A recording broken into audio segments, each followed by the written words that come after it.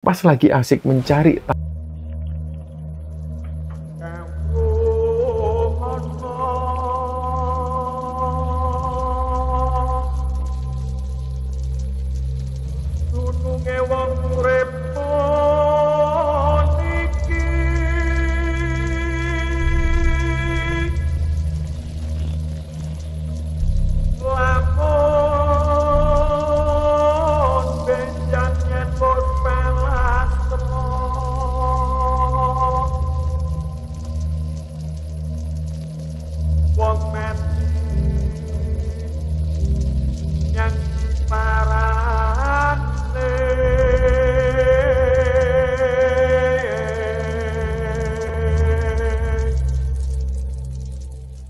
Bismillahirrahmanirrahim. Assalamualaikum warahmatullahi wabarakatuh. Sobat Kembara Sunyi dimanapun teman-teman berada.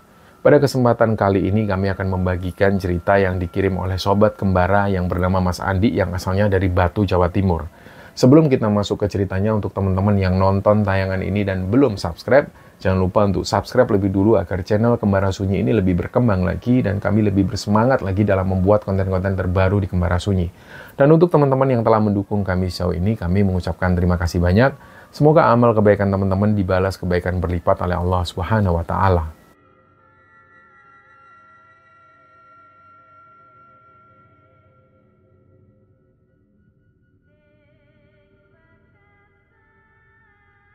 Cerita di episode kali ini teman-teman, cerita ini dibagikan oleh Sobat Kembara yang bernama Mas Andi yang asalnya dari Kota Batu, Jawa Timur. Nah, pada saat cerita ini dibagikan oleh Mas Andi, beliau usianya sudah 45 tahun sekarang, dan profesi Mas Andi ini sebagai perangkat desa di Kecamatan Kota Batu. Jadi selain ngurusi desa, Mas Andi juga sibuk di lembaga budaya. Beliau dan teman-temannya ini berusaha menjaga supaya adat istiadat di desanya ini nggak hilang di telan zaman modern. Mereka di situ pengen menanamkan rasa cinta budaya, adat, dan juga alam sekitar kepada anak-anak muda, supaya warisan leluhur ini tetap lestari. Selain itu, Mas Andi ini juga punya hobi lama yang dia tekuni banget dari dulu sampai sekarang, yaitu pramuka dan juga pecinta alam. Jadi sampai sekarang, Mas Andi ini masih aktif jadi pembina pramuka di salah satu SMP di Kota Batu sana. Nah, dari latar belakang kegiatan pramuka inilah, Mas Andi punya cerita yang membuat dia sadar bahwa ternyata dunia lain ini beneran ada. Dunia makhluk tak kasat mata itu nyata dan mereka hidup berdampingan dengan kita manusia. Cerita ini bermula di tahun 1992. Pada waktu itu Mas Andi masih kelas 3 SMA dan beliau jadi ketua pelaksana untuk acara pengukuhan anggota baru pengurus pramuka atau yang biasa kita sebut Dewan Ambalan. Buat teman-teman yang mungkin belum familiar, Dewan Ambalan itu semacam organisasi di dalam gerakan pramuka, khususnya untuk tingkat penegak. Nah, usia penegak itu antara 16 sampai 20 tahun, jadi ya seumuran anak SMA lah kira-kira. Tugas mereka ini merencanakan, mengurus, dan juga menggerakkan kegiatan pramuka di tingkat gugus depan. Intinya mereka ini motornya kegiatan pramuka di sekolah. Nah, dalam kegiatan pengukuhan ini, anggota baru itu diwajibkan untuk melakukan penjelajahan dari sekolah mereka menuju ke sebuah titik yang sudah ditentukan. Dan setelah itu, mereka bakal kemah selama 3 hari di sana, dan malam terakhirnya baru ada prosesi pengukuhan Dewan Ambalan. Jadi perjalanan ini cukup berat. Dimulai dari sekolah SMA mereka, terus lanjut perjalanan menuju ke sebuah air terjun yang cukup terkenal di Kota Batu. Dan total perjalanan dari sekolah menuju ke air terjun itu, ini memakan waktu sekitar 8 jam lebih. Nah, ini kenapa lama banget? Karena rutenya ini nggak cuma ngelewati kota, tapi juga harus masuk hutan lebat dan lanjut lagi menyusuri pegunungan di Kota Batu. Dan di sepanjang jalur itu juga ada pos-pos yang isinya ini tes dan juga ujian untuk para anggota baru. Pokoknya berat, tapi mereka merasa kegiatan ini seru banget dan pastinya kegiatan ini banyak pelajaran yang akan bisa diambil. Jadi waktu itu peserta dibagi jadi beberapa regu dan setiap regu ini isinya sekitar 5 orang. Ada satu regu yang anggotanya ini terdiri dari Afif, Ali, Rudi, dan juga Resa. Ketua dari regu ini namanya Husen. Nah, mereka ini dapat giliran di barisan paling belakang sendiri. Tapi menurut para senior-senior, Husain ini adalah sosok pemimpin yang tegas banget. Selain itu, dia juga perhatiannya ini luar biasa dengan anggota sesama regunya. Jadi nggak jarang dia selalu menyemangati teman-temannya yang mungkin kecapean, mungkin dia sudah nggak semangat lagi. Ini Husain selalu berperan di situ. Bahkan saking perhatiannya, dia sering bawain ransel anggotanya kalau ada anggotanya ini yang sudah tepar. Pokoknya Husain ini bisa dibilang idaman banget lah untuk jadi ketua regu. Dia selalu memastikan teman-temannya ini selalu baik-baik saja, nggak ada yang ketinggalan, dan semangat terus supaya bisa sampai ke tujuan. Jadi awalnya perjalanan mereka ini lancar, nggak ada kendala sama sekali, cuaca pun juga cerah, semangat mereka juga masih membara. Husain sebagai ketua regu ini terus-terusan menyemangati teman-temannya. Dan dalam perjalanan itu sesekali mereka ini bercanda untuk menghilangkan penat. Nah, kita tahu di Batu itu banyak sekali pegunungan. Jadi udara pegunungan yang sejuk itu jadi penyemangat bagi mereka. Mereka awalnya melewati jalanan setapak yang sempit dan kadang harus menunduk ketika melewati ranting pohon yang rendah. Kadang juga harus melompati akar-akar pohon yang besar yang melintang di jalan, dan sesekali juga terdengar suara burung-burung hutan maupun juga gemericik air dari kejauhan. Dan inilah yang membuat mereka ini semakin bertambahlah suasana petualangannya.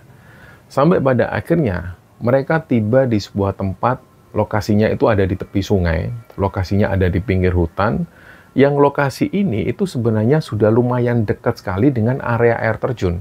Mereka tahu kalau posisi mereka ini sudah dekat dengan air terjun, berarti perjalanan mereka ini sudah mau selesai sebenarnya. Nah, di situ ada rasa lega, campur juga perasaan senang. Tapi nggak tahu kenapa, bukannya mereka ini langsung lanjut ke tempat tujuan terakhir, mereka di situ malah sengaja keluar dari jalur yang sudah ditentukan. Nah, di situ mereka berhenti untuk istirahat sejenak. Terus di situ mereka makan bekal yang mereka bawa.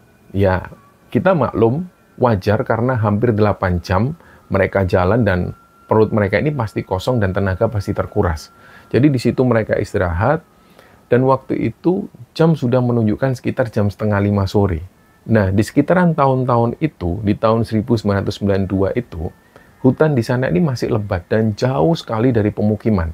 Meskipun suasananya ini masih sore, tapi sudah terasa sepi dan sunyi sekali, bahkan rasanya itu sudah hampir gelap. Di situ sambil melepas lelah, Ali, Reza, dan juga Afif ini melepas sepatu mereka, dan akhirnya mereka rendam kaki mereka ini di sungai.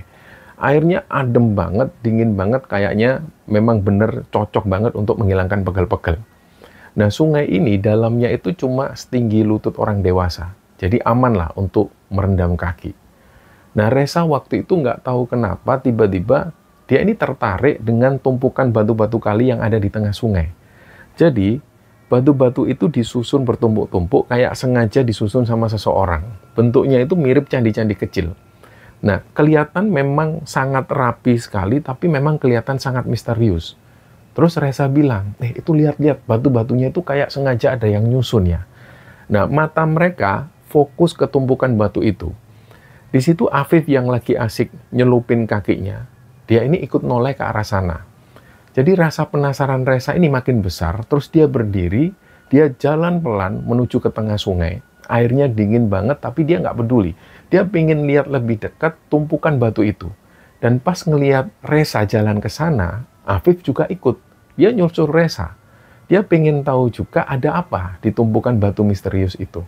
Sementara Ali, Husain, dan juga Rudi, ini mereka cuma ngelihat dari pinggir. Sambil mereka ini menikmati cemilan yang mereka bawa. Nah, di situ mereka nggak terlalu curiga. Mereka mikirnya ya paling cuma batu biasa. Nah, di tengah sungai itu, Reza dan Afif ini kelihatan mengamati tumpukan batu itu sekitar 5 menitan lebih. Mereka di situ kelihatan serius banget melihat susunan batu itu. Husain dari pinggir ini sempat mikir, ini ngapain anak dua itu kok serius banget kayak lagi meneliti benda purbakala aja. Tapi dia biarin, toh nggak ada salahnya juga mereka penasaran. Nah, tiba-tiba Reza ini ngambil batu seukuran 2 kepalan tangan orang dewasa. Terus dia lemparkan batu itu ke arah tumpukan batu-batu tadi. Jadi tumpukan batu ini akhirnya jatuh, Hal itu langsung diikuti oleh Afif. Jadi mereka berdua itu main di situ sambil ketawa cekikian, sambil terus melemparkan susunan batu itu sampai batu-batu ini jatuh berserakan di tempat itu. Nah, ngelihat kelakuan mereka berdua, Husain langsung bangkit dari tempat duduknya. Dia waktu itu sudah mulai merasa nggak enak. Jadi Husain di sini kayak ada semacam firasat buruk. Terus akhirnya Husain menegur teman-teman mereka, "Weh, ojo ugal-ugalan rek. Dek kene iki paman wingit, ojo kaken pola. Ayo mikir-mikir rek."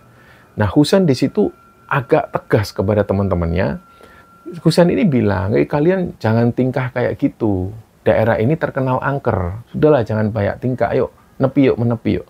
Jadi Reza dan Afif yang tadinya ini bercanda, mereka ketawa-ketawa. Setelah mendengar Husain yang berteriak seperti itu, mereka langsung diam.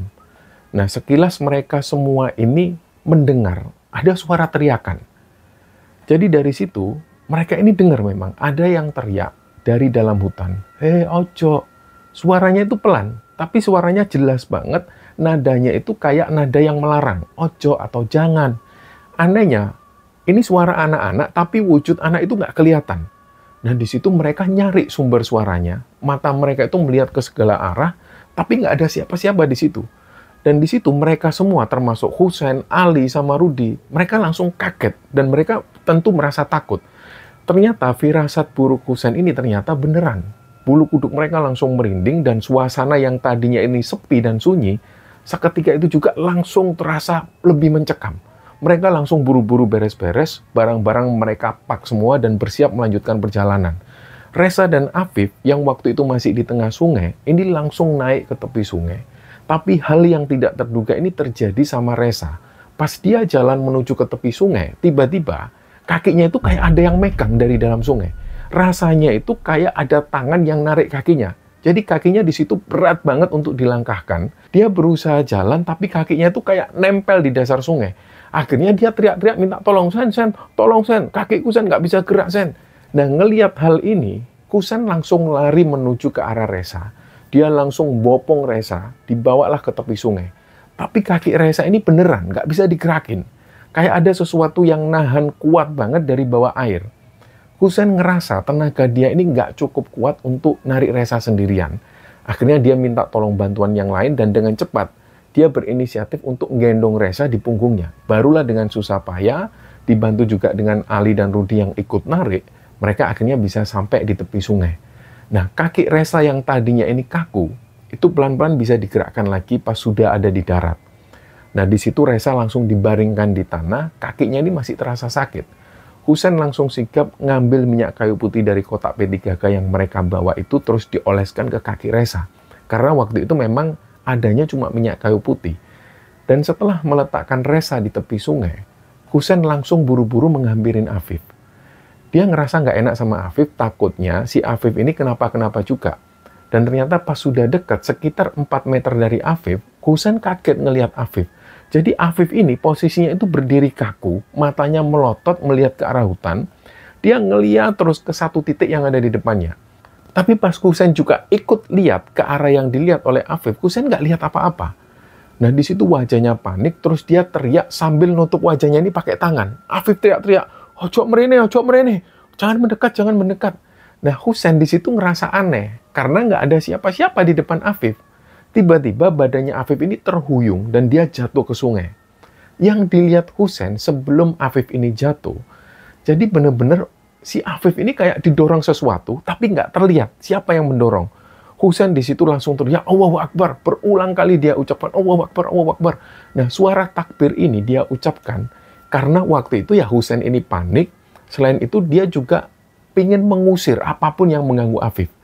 Jadi dengan cepat Husain memegang tubuh Afif yang tadinya ini sudah jatuh ke air, terus dia tarik sekuat tenaga tubuh Afif ini, dilarikan menuju ke tepi sungai. Dan di tepi sungai itu, Ali, Rudi, dan juga Reza yang tadinya ini lemes, mereka langsung ikut deg-degan ngelihat kejadian barusan. Mereka di situ nggak bisa ngomong apa-apa lagi, cuma bisa ngeliatin Husain yang berjuang nyelamatin Afif. Wajah mereka ini pucat. Mereka sadar kalau kejadian ini jauh dari sekedar kecelakaan biasa. Jadi ini bukan hal yang remeh-temeh. Mereka yakin pasti ada sesuatu yang nggak beres di sungai ini. Nah, tanpa buang waktu, setelah Afif ini berhasil ditarik ke tepian dan nafasnya sudah mulai teratur, Mereka akhirnya dengan tergopoh-gopoh langsung pergi meninggalkan area sungai itu.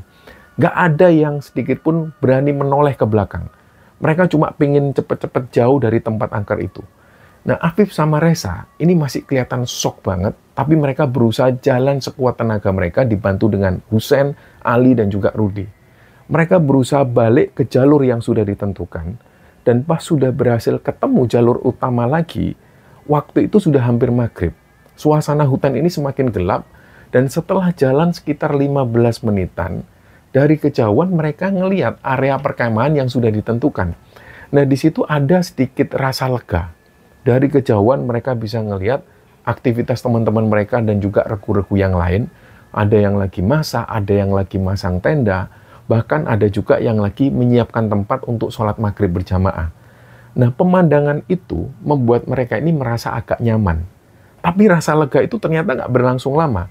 Untuk menuju ke area perkemahan itu, seharusnya mereka ini tinggal menyeberang sungai kecil, terus lewat jalan tanah sejauh sekitar 100 meteran, barulah mereka tiba di lokasi.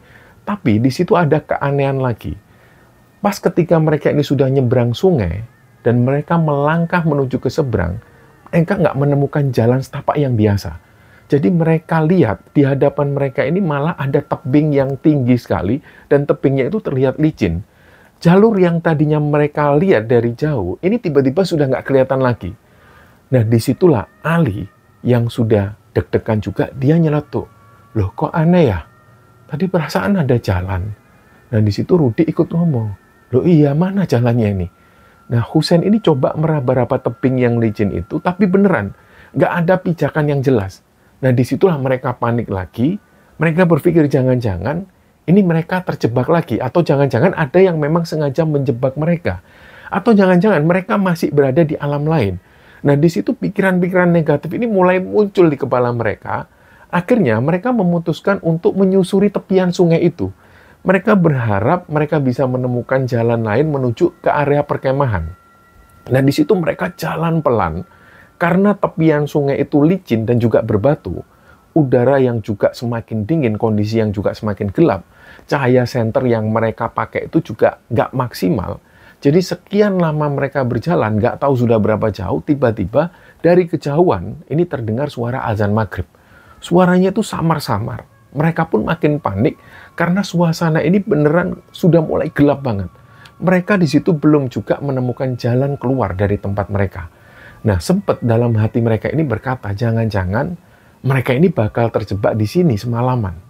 Nah, untungnya pas mereka ini mulai hampir putus asa, dari kejauhan di seberang sungai, mereka ngelihat ada dua orang. Dua orang ini kayaknya habis mencari rumput. Jadi mereka waktu itu lagi dorong gerobak, yang gerobaknya ini penuh rerumputan, dan mereka ini jalan menuju ke arah mereka. Nah, disitulah Husein langsung teriak, dia bilang, Alhamdulillah Pak, minta tolong Pak. Nah, dia langsung lari menghampiri pencari rumput itu. Dua orang ini juga agak heran melihat anak-anak ini. Terus akhirnya diikuti oleh teman-teman yang lain. Husein bilang, Pak, permisi Pak. Saya mau tanya Pak, jalan ke perkemahan pramuka itu kemana ya Pak? Lewat mana Pak? Nah, kedua orang pencari rumput itu kayaknya kaget mendengar pertanyaan Husein dan teman-temannya ini. Mereka di situ saling pandang, terus mereka agak sedikit ketawa. Sebenarnya mereka menertawakan si anak-anak SMA ini. Karena dikiranya si anak-anak SMA ini bercanda. Nah, mungkin dua orang ini mikirnya, ini kok bisa sih anak-anak ini loh, kok nggak bisa nemu jalan, padahal jalan itu sebesar ini. Akhirnya si bapak-bapak ini bilang, loh kalian itu loh, jalan di seberang sungai itu kan jalurnya dek, kalian tinggal naik sedikit terus lurus, kan sudah sampai. Akhirnya dari situ, si bapak-bapak ini ngomong lagi, kalian itu masa jalan sebesar itu aja kok nggak kelihatan. Nah, Husein sama teman-temannya ini kaget. Mata mereka ini melotot, mereka nengok ke seberang sungai, dan benar, di sana kelihatan jelas banget jalan setapak yang lebar menuju ke area perkemahan itu. Dan mereka ngelihat lagi teman-teman mereka yang ada di perkemahan itu, yang mereka ada yang siap-siap mendirikan tenda dan lain sebagainya. Jalur yang tadi mereka lihat itu nggak ada, ini muncul lagi. Jadi di situ mereka saling pandang, mereka bingung. Apa yang barusan mereka alami ini nyata atau cuma halusinasi, dan mereka nggak tahu itu. Tapi mereka semua ngelihat hal yang ini itu secara bersamaan. Nah, karena takut jalur ini hilang lagi, mereka akhirnya memutuskan untuk mengikuti pencari rumput itu. Mereka jalan di kanan kiri gerobak mengikuti orang-orang ini. Dan dalam waktu kurang dari 10 menit dari sungai itu, mereka tiba di area perkemahan. Nah, di situ mereka heran, tapi juga ada perasaan yang senang. Mereka heran, kenapa kok tadi jalan itu nggak kelihatan? Tapi di satu sisi lain, mereka senang karena akhirnya mereka sampai di perkemahan itu dengan selamat. Nah, kedatangan Regu Husein yang terlambat ini sebenarnya membuat semua panitia itu cemas. Mas Andi sebagai ketua pelaksana ini sudah berulang kali menanyakan kondisi dari Husein. Jadi Mas Andi di situ sempat bertanya kepada panitia yang lain, ini regunya Husein ini mana kok belum tiba? Apalagi waktu itu sudah maghrib. Nah, pas akhirnya mereka ini muncul, Mas Andi langsung nyamperin mereka dengan wajah cemas. Tapi Mas Andi juga agak marah karena mereka ini sudah membuat panitia ini panik. Akhirnya di situ Mas Andi ini pun tanya, kalian ini dari mana aja? Kenapa kok baru sampai sekarang? Nah, di situ Husein dan juga teman-temannya ini cuma bisa nunduk. Mereka nggak berani menatap sedikit pun ke arah Mas Andi. Karena di situ mereka juga capek, takut. Dan waktu itu ditambah lagi mereka punya rasa bersalah karena sudah membuat panitia ini khawatir. Nah, Husein di situ berusaha menjelaskan apa yang mereka alami. Tapi Mas Andi waktu itu keburu memotong pembicaraan ini. Mas Andi bilang, ya sudah-sudah nanti aja ceritanya. Sekarang kalian ini kan telat, dan kalian sudah membuat semua orang panik, jadi ada hukumannya. Kalian dirikan tenda dalam waktu 5 menit. Kalau sampai dalam waktu 5 menit tenda belum berdiri dengan sempurna, jadi malam ini kalian harus tidur tanpa tenda, alias tidur di alam terbuka. Nah, di situ Regu Husein ini langsung panik. Mereka berpikir, ini apa bisa mendirikan tenda dalam waktu 5 menit? Karena kita tahu di zaman-zaman itu, tenda ini belum ada yang tenda dum, masih tenda besar yang pakai tiang-tiang. Jadi apalagi di situ mereka sudah kecapean banget dan tangan mereka ini rasanya sudah pegel semua. Akhirnya di situ mereka buru-buru ngambil tenda, mereka berusaha masang pasak dan nyusun tiang. Tapi karena kondisi sudah gelap dan badan mereka ini sudah lemes, koordinasi mereka ini jadi buyar. 5 menit pun berlalu dan tenda mereka ini masih berantakan. Jadi di situ tenda mereka ini nggak berhasil berdiri. Panitia akhirnya teriak, waktu habis. Kalian tahu kan konsekuensinya? Akhirnya di situ terpaksalah regunya Husein ini tidur di luar. Nah, tenda yang harusnya jadi tempat berteduh, ini cuma bisa mereka pakai untuk selimut. Malam itu dingin banget, dan mereka berusaha untuk merapatkan badan, berharap bisa sedikit lebih hangat. Di situ sebelum mata mereka ini terpejam, pikiran mereka itu kemana-mana. Jadi mereka kepikiran kejadian-kejadian aneh yang tadi terjadi di sungai. Resa juga Afif, ini mereka yang paling kepikiran. Jadi mereka masih shock berat malam itu. Malam itu mereka nggak bisa tidur nyenyak. Jadi hari pertama kegiatan perkemahan ini selain penjelajahan, ada juga kegiatan jurit malam. Dan juga kegiatan untuk mencari tanda jejak di sekitar area perkemahan. Dan sebenarnya ini adalah bagian yang seru, tapi juga membuat merinding. Pas lagi asik mencari tanda jejak di dalam hutan, tiba-tiba beberapa anak dari Regu Putri ini teriak histeris, dan mereka lari ketakutan menuju ke tenda panitia. Mereka semua ini lari ngos-ngosan, wajah mereka pucat, dan mereka bilang, Kak, maaf Kak, di sana ada anak kecil Kak, di situ Kak, anaknya serem banget Kak, kepalanya gede, dan wajahnya itu wajah tua. Nah, kami tadi lihat anak itu loncat-loncat dari pohon ke pohon. Nah, pengakuan mereka ini, bahwa sosok anak kecil ini sambil berkata, sopo sing ngerusak dulinanku, gawon mrene, mana yang ngerusak mainanku bawa ke sini. Jadi kejadian ganjil ini yang membuat mereka akhirnya lari ketakutan, sampai ada seorang pramuka putri ini yang pingsan, saking syoknya waktu itu. Nah, disinilah panitia langsung gerak cepat, mereka berusaha menenangkan anak-anak yang ketakutan ini, dan langsung mengurusi mereka yang pingsan. Nah, kejadian ini langsung membuat suasana perkemahan ini jadi tegang. Selain kejadian itu, di malam yang sama, pas beberapa anak laki-laki ini mau mandi di kamar mandi umum di area perkemahan itu, mereka ini dikagetkan dengan kemunculan sosok perempuan. Ceritanya sosok perempuan ini berdiri persis di bawah pohon pinus yang tinggi, bajunya itu compang-camping dan rambutnya itu acak-acakan.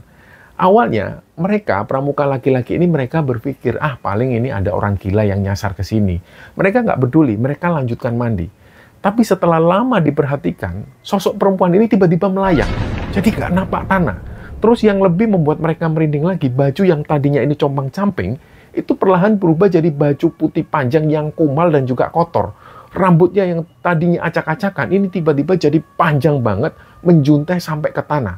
Dan ketika sosok perempuan ini melayang, dia juga ketawa melengking. Langsunglah anak cowok-cowok ini berlarian langsung balik ke tenda mereka masing-masing. Dan beberapa dari mereka ini langsung lapor ke panitia. Dan melihat serangkaian kejadian aneh dan juga mencekam itu, panitia akhirnya langsung sigap mengumpulkan seluruh peserta di tengah area perkemahan. Mas Andi sebagai ketua pelaksana bersama juga dengan guru-guru pendamping dan beberapa senior, mereka memutuskan untuk mengadakan acara doa bersama. Mereka di situ duduk melingkar dan akhirnya mereka memanjatkan doa untuk memohon keselamatan selama kegiatan ini berlangsung. Suasana di situ hikmat ketika mereka berdoa. Dan setelah doa bersama ini digelar, suasana di perkemahan ini kembali kondusif. Suasana yang tadinya ini sempat tegang, ini kemudian perlahan mereda. Peserta pun akhirnya kembali beraktivitas sesuai jadwal. Ada yang dari mereka ini ngobrol, tapi ngobrolnya itu pelan. Mereka takut. Ada yang juga menyiapkan api unggun kecil di depan tenda mereka masing-masing, tapi memang nggak bisa dipungkiri. Mereka masih punya perasaan yang was-was. Nah, malam itu, pas jam malam tiba, di mana seluruh peserta ini wajib tidur, sekitar jam 12:30 dini hari, regunya Husein yang tidur cuma beralaskan dan juga berselimutkan tenda ini, mereka itu dikagetkan lagi dengan Resa. Tiba-tiba Resa itu bangkit dari tidurnya, dia duduk setengah berlutut, matanya itu terpejam, tapi bibirnya komat-kamit. Seolah-olah Resa ini lagi ngobrol sama seseorang yang nggak kelihatan. Di situ Resa ini berucap sambil agak menunduk-nunduk, "Nggih, ngapunten, kula mboten semerap." Intinya di situ Resa ini bilang, "Ya maaf, saya nggak tahu, maaf ya, maaf." Nah, Husein, Ali, dan juga Rudi yang tidurnya ini di samping Resa, mereka langsung kaget. Mereka langsung saling pandang dan mereka takut. Suasana yang tadinya ini sunyi langsung berubah jadi mencekam. Tiba-tiba Resa ini teriak melengking, "Ampun, ampun, ampun." Dia sambil nutup wajahnya pakai kedua tangannya. Nah, badannya Resa ini bergetar hebat. Hal itu sontak membuat keributan lagi di area perkemahan. Teriakan Resa ini membuat beberapa regu di sekitar ikut terbangun juga.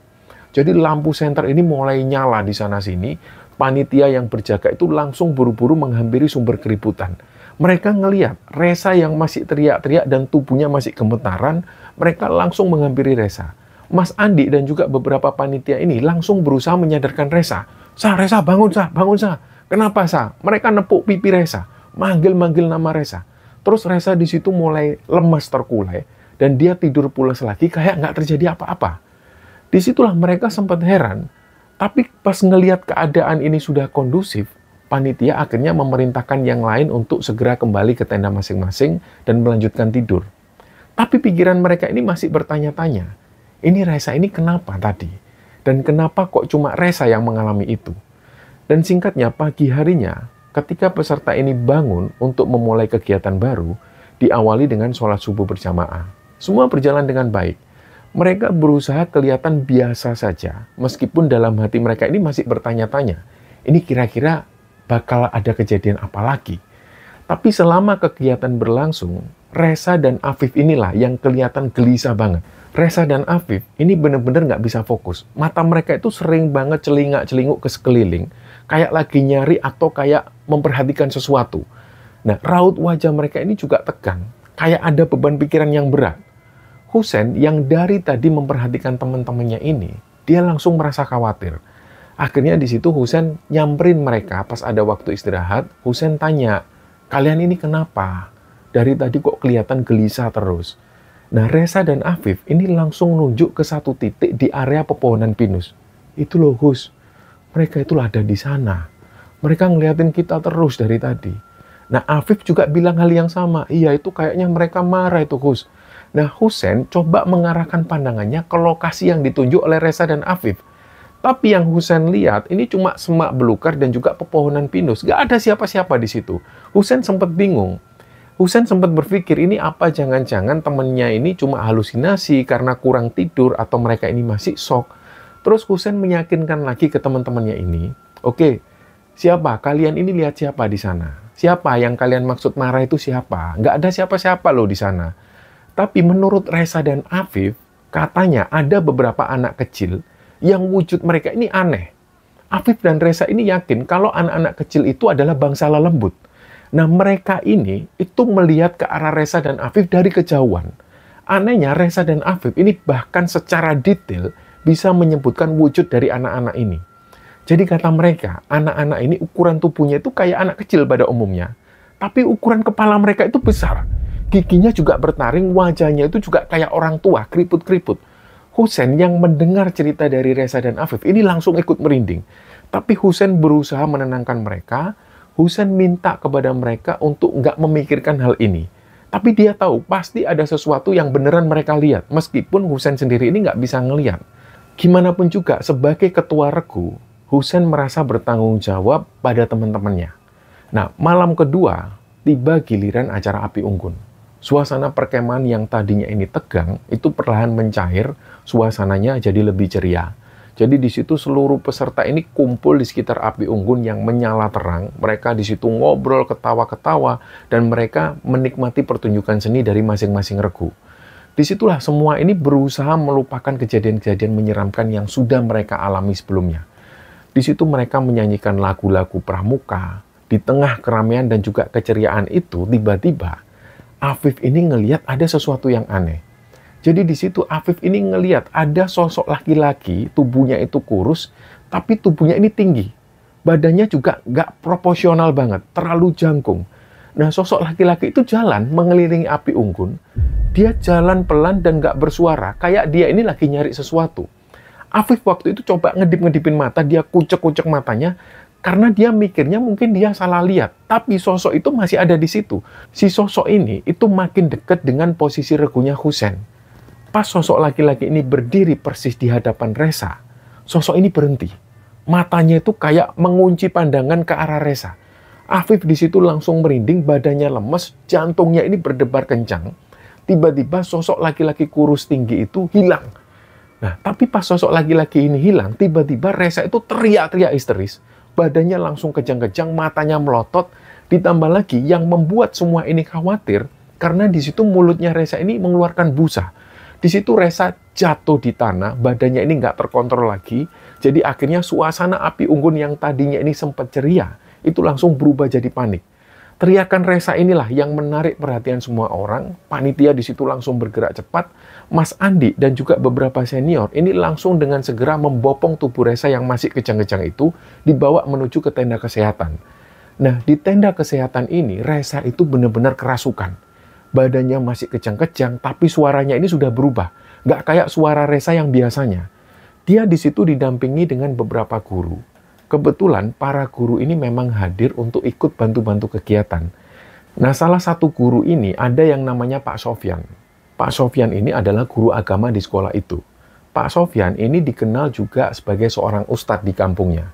Kebetulan malam itu ada Pak Sofyan. Jadi dalam kondisi kerasukan ini, Reza itu ngomong dengan suara laki-laki dewasa. Suaranya itu berat banget, nadanya juga marah.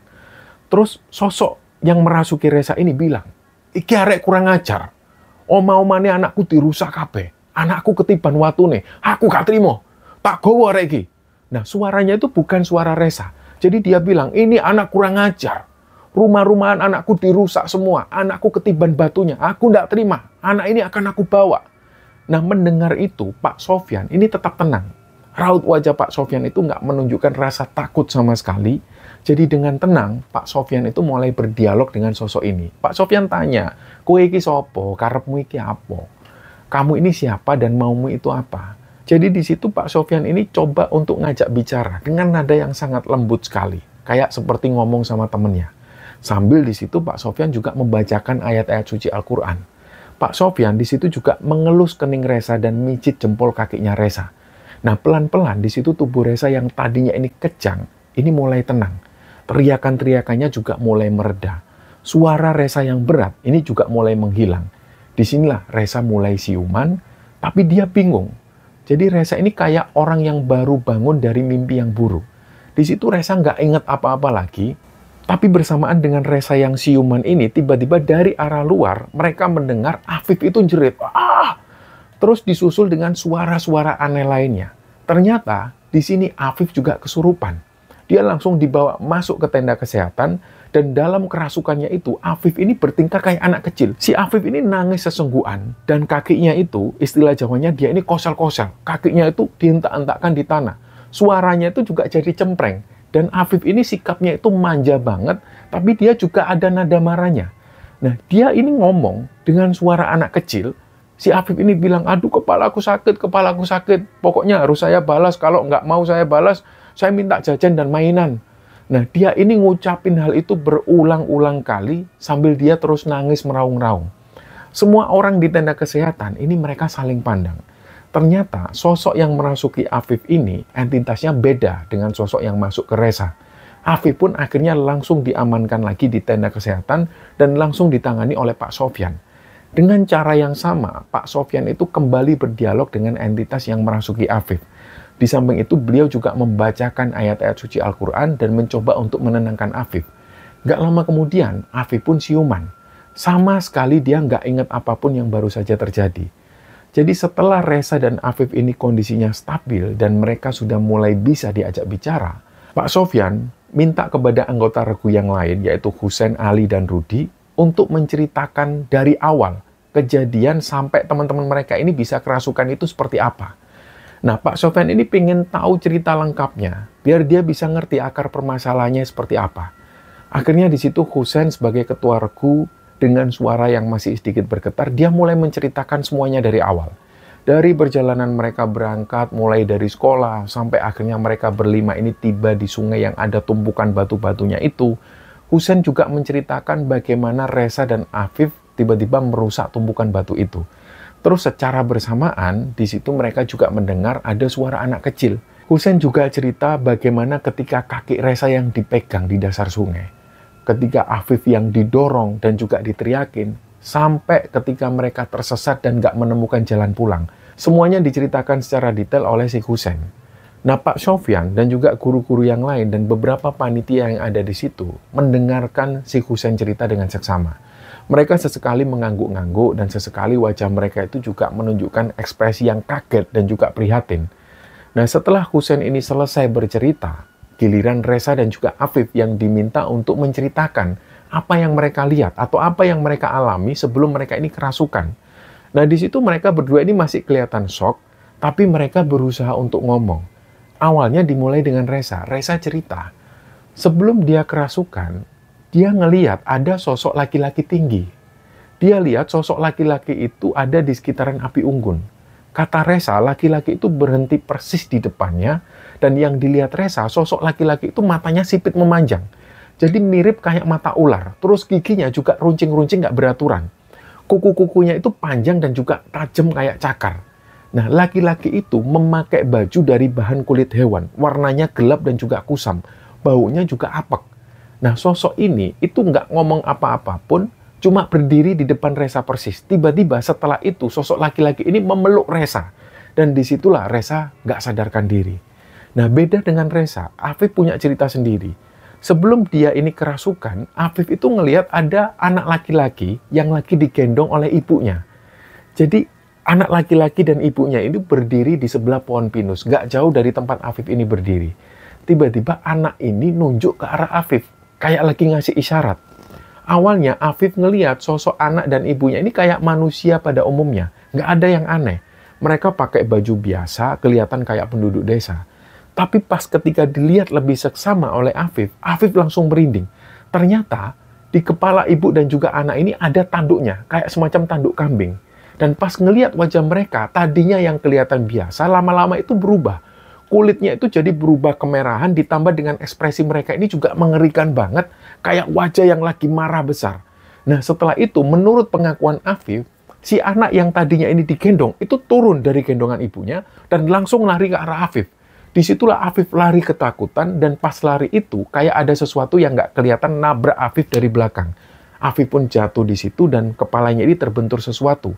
Pandangan Afif langsung gelap di situ dan dia nggak sadarkan diri lagi sampai akhirnya Afif ini kerasukan. Nah, mendengar semua cerita itu, Pak Sofyan dan juga guru-guru yang lain, mereka semua mengangguk paham. Jadi di situ mereka sekarang punya gambaran jelas tentang apa yang sebenarnya terjadi.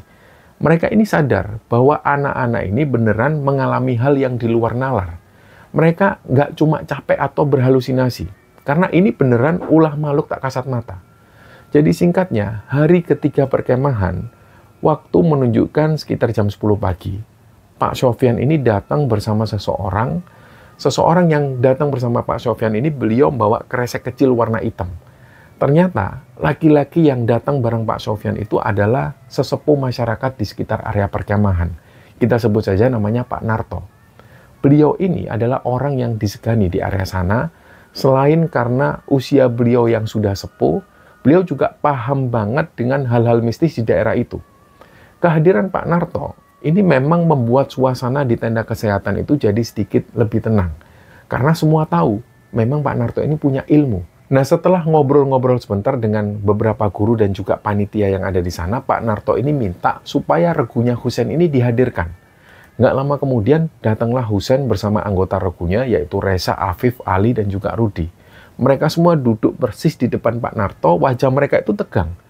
Pak Narto ini memandang mereka satu persatu, terus beliau bilang, ayo coba sekarang kalian ceritakan lagi apa yang kalian alami dari awal perjalanan sampai kalian bermalam di sini, coba ceritakan ke Bapak. Nah, Pak Narto ini pengen mendengar langsung dari mereka yang mengalami, yaitu Husein, Afif, dan juga Reza. Meskipun sudah beberapa kali cerita, tetap di situ mereka berusaha menceritakan semua kejadian yang mereka alami ini secara detail. Akhirnya di situ mereka mengulang lagi cerita soal tumpukan batu di sungai, suara-suara anak kecil, kaki Reza yang ditarik, dan juga Afif yang sempat didorong. Terus akhirnya mereka ini sempat nyasar, dan nggak lupa di situ mereka juga menceritakan kejadian kerasukan di malam kemarin. Jadi sama apa yang mereka lihat sebelum kerasukan, mereka ceritakan semua. Dan setelah mendengar cerita dari Husein, Afif, dan juga Reza, Pak Narto ini mengangguk-ngangguk. Beliau di situ merenung sebentar, terus akhirnya beliau mulai buka suara. Yoiku lho, oleh-oleh ini arek-arek nek pencilaan, ora ngerti unggah-ungguh, sak penak dhewe tingkae, ora ngerti nek bebayani awake. Belai slamet sing kon rusak iku duduk omahe wong tuane. Isok-isok nek omah wong tuane sing kok rusak, sukmamu gawe tempuhe le. Nah, kira-kira di situ Pak Narto ini berkata, itulah akibatnya kalau kalian ini bertingkah seenaknya tanpa tahu sopan santun, bertingkah sesuka hati, nggak tahu kalau itu membahayakan diri kalian sendiri. Untung kalian selamat. Untung yang kalian rusak itu bukan rumah orang tua mereka. Kalau yang kalian rusak ini rumah orang tua mereka, bisa-bisa sukma kalian yang jadi tebusannya. Terus beliau menambahkan, sudahlah, lain kali jangan diulangi lagi hal seperti ini. Nah, di situ anak-anak ini langsung nunduk. Mereka merasa bersalah banget setelah mendengar penjelasan dari Pak Narto. Ternyata yang mereka lakukan di sungai itu fatal. Pak Narto menjelaskan bahwa batu-batu yang mereka rusak itu, ini memang sering disusun oleh anak-anak di sekitar sana, pas mereka main di sekitar sungai. Tapi selain itu, area tumpukan batu itu juga ternyata adalah area bermain bagi anak-anak dari dunia gaib. Pada malam-malam tertentu, menurut Pak Narto, sering terdengar suara anak-anak kecil bermain dengan riang di sana. Meskipun nggak ada satupun yang kelihatan.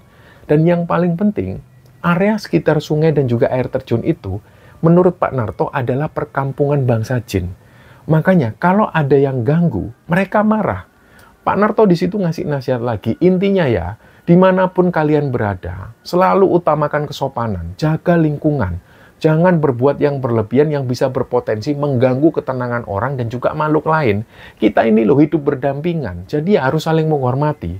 Akhirnya setelah ngasih pesan-pesan penting ke anak-anak, panitia, dan juga guru-guru yang hadir di sana, Pak Narto mengajak regu Husein dan juga beberapa panitia untuk menuju ke sungai yang pernah dilewati Husein dan regunya itu. Meskipun di sana masih sedikit takut, mereka akhirnya mengikuti Pak Narto. Dan di tepi sungai, Pak Narto mulai membacakan doa. Suara Pak Narto ini pelan, tapi beliau berdoa dengan khusyuk. Terus beliau mulai mengambil benda-benda dari dalam kresek kecil berwarna hitam yang beliau bawa tadi. Ternyata isinya ini bukan bunga atau sajen. Beliau di situ membawa permen lollipop, ada juga popcorn, dan juga beliau ini membawa cipang, jajanan jadul semacam kue dari beras ketan yang mekar itu.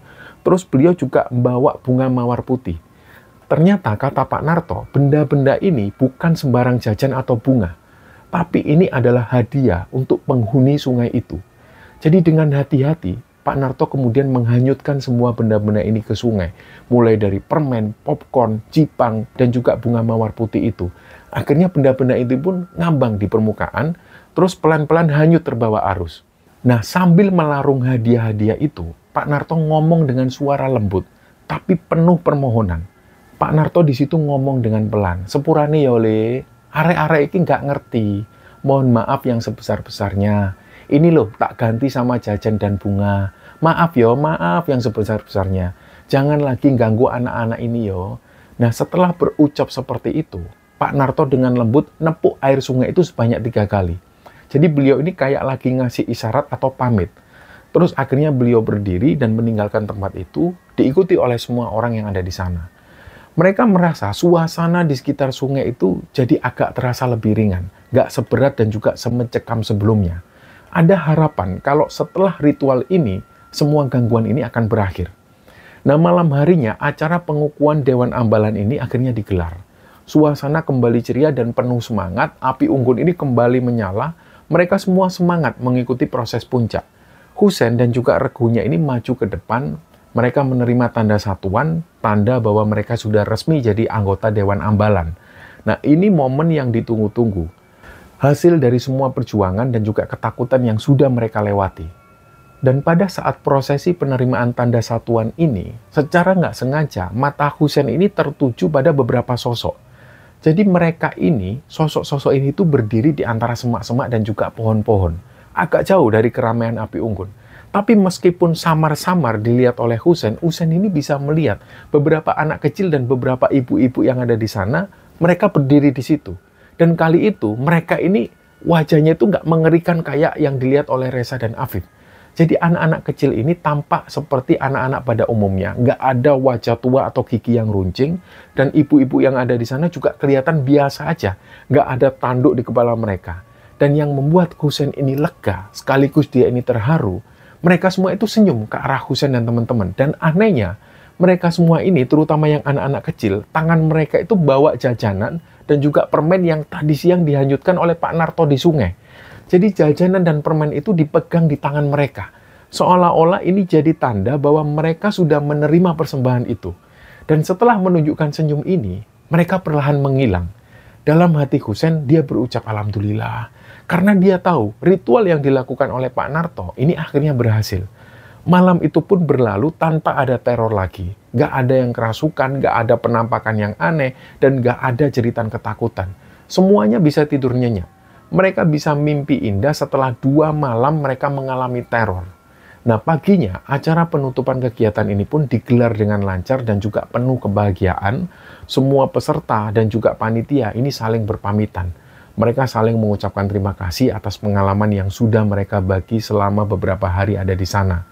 Mereka pun pulang ke rumah masing-masing dengan membawa cerita yang gak bakal mereka lupakan seumur hidup.